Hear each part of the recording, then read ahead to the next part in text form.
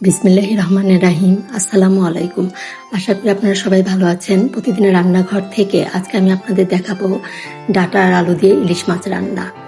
এখানে আমি ডাটা, আলু, ইলিশ মাছ সব কেটে ধুয়ে পরিষ্কার করে রেখেছি। আর এখন আমি প্যানে পরিমাণ মতো তেল দিয়ে দিলাম। তেলটা দিয়ে এর ভিতরে আমি 2টা পেঁয়াজ কুচি দিয়ে দিব। পেঁয়াজ কুচিটা দিয়ে আমি হালকা একটু ভেজে নিব।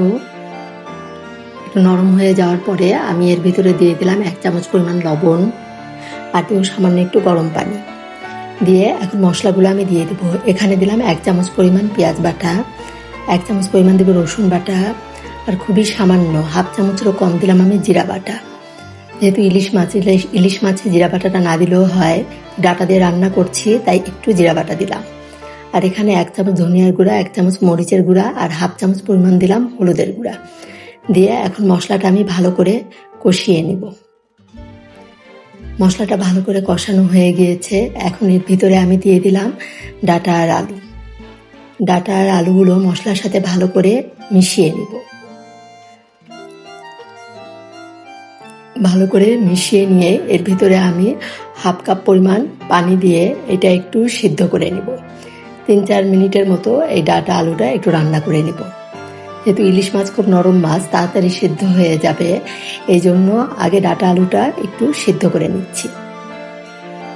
প্রায় 3 মিনিট পরে এখন আমি এটা একটু কষিয়ে নিয়ে এর ভিতরে আমি মাছগুলো দিয়ে দিব। এখন এই ইলিশ মাছগুলো আমি এর ভিতরে দিয়ে সব ভালো করে একসাথে কষিয়ে নিব।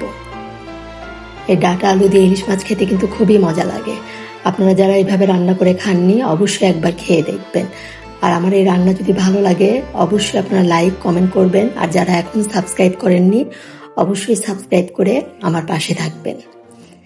যে ভালো করে মাছ আর ডাটা আলুটা কষানো হয়ে গিয়েছে। এখন এর ভিতরে আমি 5টার মতো কাঁচামরিচ ফালি দিয়ে দিলাম। ইলিশ মাছের তরকারিতে একটু কাঁচামরিচ দিলে ফ্লেভারটা বেশ ভালো আসে, খেতে খুবই মজা লাগে।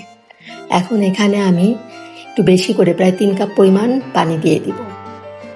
যে ভালো করে কষানো হয়ে গিয়েছে আমার মাছটা, এখন আমি 3 কাপ পরিমাণ পানি দিয়ে দিব। এখানে পানিটা দিয়ে এখন এটা আমি 5 মিনিটের মতো রান্না করে নিব।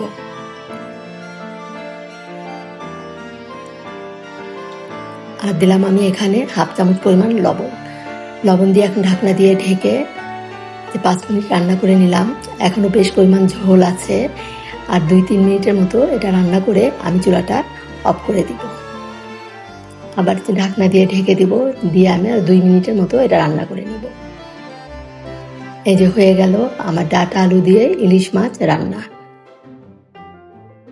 দেখে কিন্তু মনে হচ্ছে তরকারিটা খুবই মজা হয়েছে খেতে, আসলেই খুবই মজা হয়েছিল।